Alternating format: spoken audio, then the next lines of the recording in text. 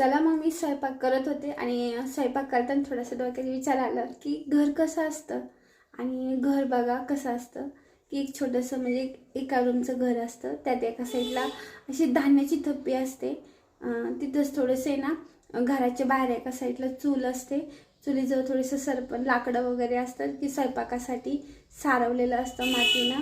आणि त्या घरामध्येच आहे ना, एका साईडला असे रॅक असते आणि असे लाकडी फळी असते बघा. फळीचे असे ना कप्पे केलेले असतात, त्याच्यावर पातेले वगैरे थोडेसे मांडलेले असतात. आणि भांडे किती असतात माहिती का, की 2 माणसं जेवण, 2 टाइमच आपलं जेवण होईल, किंवा 4 माणसं जेवण, एवढे 4 पातेले, 4 ताटं, 2 ग्लास, 5 तांबे, असं म्हणजे असा हा प्रपंच असतो.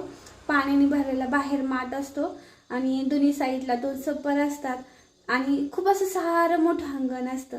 आणि त्या अंगणात झेंडूची वगैरे झाडं होतात आणि शेळ्या वगैरे बांधलेल्या असतात, गायी बांधलेल्या असतात, कुठं कोंबड्या असतात, बाहेर सरपण वगैरे असतं, कुठं उकंडा असतो. आणि हे असं घर होतं जे माझ्या लहानपणी होतं.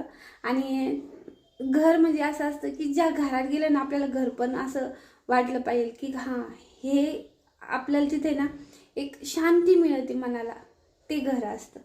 आणि असं नाही का तुम्ही खूप फर्निचर केलं, सगळ्या गोष्टी तुमच्या घरात सगळ्या अवेलेबल आहे म्हणजे सुख शांतीच्या, आणि मग तेच घर असतं असं नाही.